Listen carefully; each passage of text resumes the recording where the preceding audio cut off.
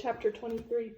It was 8 o'clock when we landed. We walked for a short time on the shore, enjoying the transitory light, and then retired to the inn and contemplated the lovely scene of waters, woods, and mountains, obscured in darkness, yet still displaying their black outlines. The wind, which had fallen in the south, now rose with great violence to the west.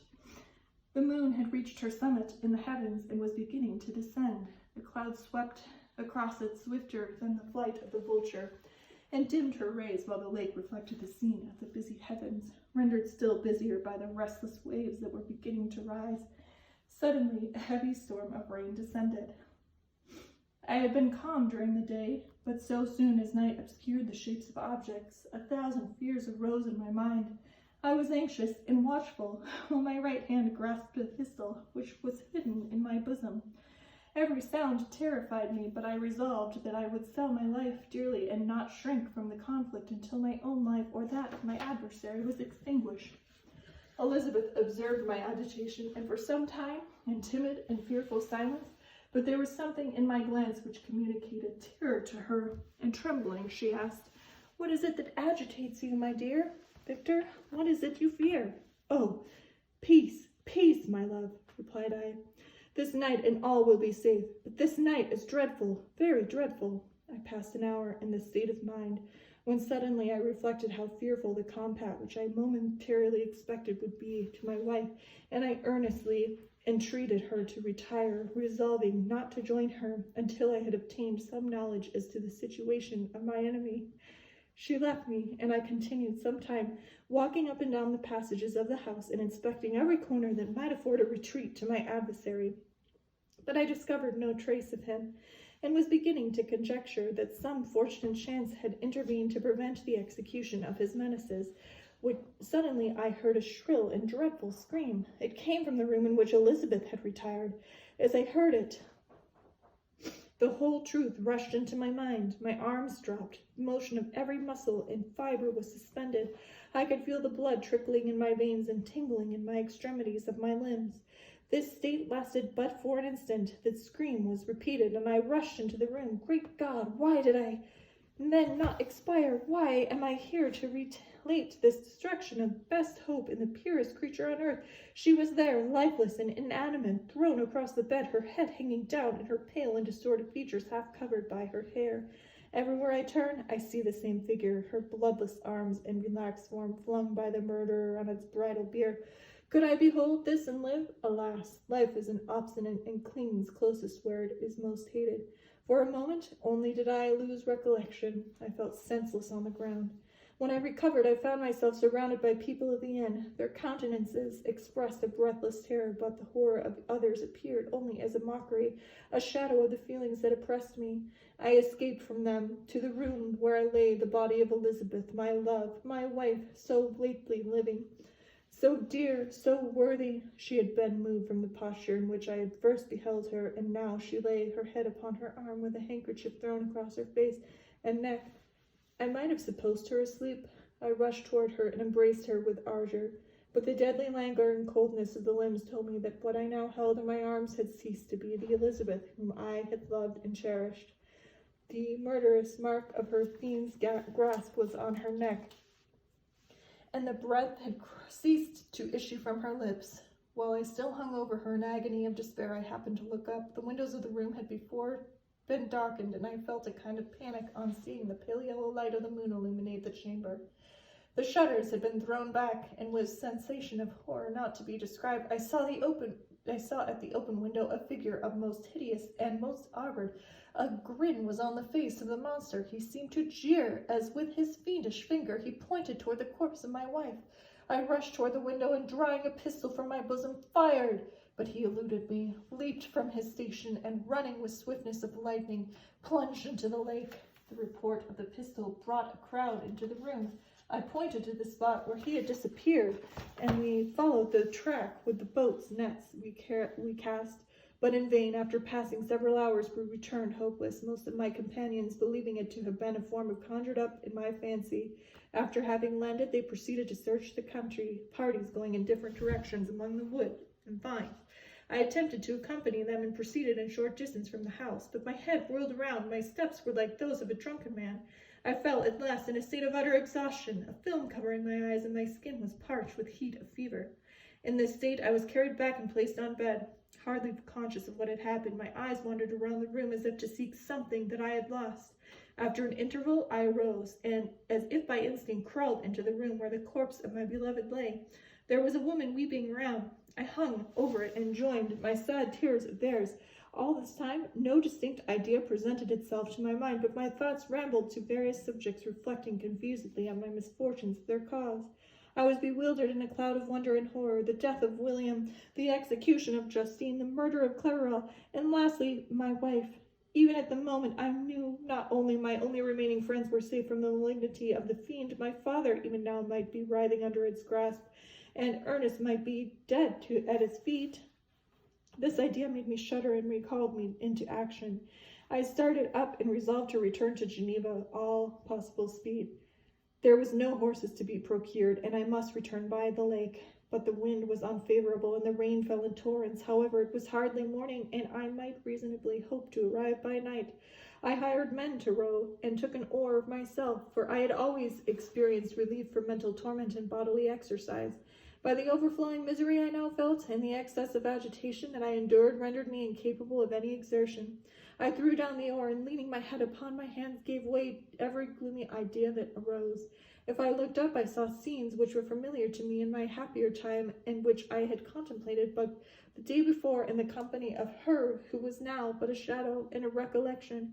Tears streamed from my eyes, the rain had ceased for a moment, and then I saw fish play at the waters, as they had done a few hours before. They had been observed by Elizabeth. Nothing is so painful to the human mind as a great and sudden change. The sun might shine, or the clouds might lower, but nothing could appear to me as it had done the day before. A fiend had snatched from me every hope of future happiness. No creature had ever been so miserable as I was, so frightful, an event as single in history of man. But why should I dwell upon the incidents that followed this last overwhelming event? Mine has been a tale of horrors. I have reached their acme, and what I must now relate can be but tedious, you know. To know that one by one my friends were snatched away, I was left desolate. My own strength is exhausted, and I must tell in a few words what remains of my hideous narration. I arrived at Geneva. My father and Ernest yet lived, but the former sunk under the tidings that I bore. I see him now, excellent and venerable old man. His eyes wandered in vacancy, for they had lost their charm and their delight. His Elizabeth, his more than daughter, whom he doted on, with all that affection which a man feels who is in decline of his life, having few affections, clings more earnestly to those that remain. Cursed be the fiend that brought the misery on his gray hairs and doomed him to waste in wretchedness. He could not live under the horrors that were accumulated around him. The springs of existence suddenly gave way, and he was unable to rise from his bed, and in a few days he died in my arms. What then became of me? I know not. I lost sensation, and chains of darkness were only objects that pressed upon me. Sometimes, indeed, I dreamt that I wandered in flowery meadows and pleasant vales in the friends of my youth, but I awoke and found myself in a dungeon. Melancholy followed, but by degrees I gained a clear conception of my miseries in the situation, and was then released from my prison, for they had called me mad, and during many months, as I understood, a solitary cell had been my hibernation. Liberty, however, had been a useless gift to me, and not I awakened to reason, at the same time awakened to revenge. As the memory of my past misfortunes pressed upon me, I began to reflect on their cause. The monster whom I had created, the miserable demon whom I had sent abroad into the world for my destruction. I was possessed by the maddening rage when I thought of him, and desired ardently, prayed that I might have him within my grasp to wreak a great signal of revenge on his cursed head. Nor did I hate long confined itself to useless wishes. I began to reflect on the best means of securing him, and for this purpose, about a month after my release, I repaired to a criminal judge, and into the town told him that I had an accusation to make, and that I knew the destroyer of my family, and that I required him to exert his whole authority for the apprehension of the murderer. The magistrate listened to me, and with attention and kindness. Be assured, sir, he said, no pains or exertions on my part shall be spared to discover this villain. I thank you, I replied. Listen, therefore, to the deposition that I have to make. It is indeed a tale so strange that I should fear you would not credit it, were there something in truth which, however wonderful, forces conviction. This story is too connected to be mistaken for the dream, and I have no motive for falsehood. My manner, as I thus addressed him, was impressive but calm. I had formed my own heart the resolution to pursue the destroyer of death, and this purpose quieted my agony, and for the interval reconciled my life. I now related my history briefly, but with firmness and precision, making the dates with accuracy and never deviating into invective or exclamation. The magistrate appeared at first perfectly incredulous, but as I continued, he became more attentive and interested. I saw him sometimes shudder with horror, at others in lively surprise. Unmingled with disbelief was painted in his countenance. When I had concluded my narration, I said, "This is being whom I accuse, and for whose seizure and punishment I call upon you to exert your whole power. It is in your duty as magistrate, and I believe and hope that your feelings as a man will not revolt from the execution of those functions on this occasion." This address caused a considerable change in the physiognomy of my own auditor. He had heard my story with half kind, and believed that that is given to tale spirits of the supernatural events. But when he called upon to act officially in consequence, the whole tide of his incredulity returned. He, however, answered mildly, "I would willingly afford you every aid in your pursuit, but the creature of whom you speak appears to have powers which will put all of my exertions to defiance. Who can follow an animal which will traverse the sea of ice and inhabit caves and dens where no man would venture to intrude? Besides, some months have elapsed since the commission of his crimes, and no one can conjecture to what place he has wandered, or what region he may now inhabit. I do not doubt that he hovers near the spot where I inhabit, and if he has indeed taken refuge in the Alps, he may be hunted like the Camions and destroyed the beasts of prey. But I perceive your thoughts. You do not credit my narrative, and I do not intend to pursue my enemy with the punishment which is his desert." As I spoke, rage sparkled in my eyes. The magistrate was intimidated. "You are mistaken," said he. "I will exert myself, and if it is my power to seize a monster, be assured that he shall suffer punishment proportionate to his crimes. But I fear, from what you have yourself described to be his properties, that is and will prove to be impracticable, and thus, while every proper measure is pursued, you should make up your mind to disappointment. That cannot be, but all that I can say will be of little avail. My revenge is of no moment to you, yet, while I allow it to be a vice, I confess that it is devouring and only passion of my soul. My rage is unspeakable when I reflect that the murderer whom I have turned loose upon society still exists. You refuse my just demand, but I have one resource. I devote myself either in my life or death to his destruction." I trembled with excess of agitation as I said this. There was a frenzy in my manner, and something, I doubt not, of that haughty fierceness which the martyrs of old are said to have possessed. But to a Genevan magistrate whose mind was occupied by far other ideas than the devotion of heroism, this elevation of mine had much more appearance than madness.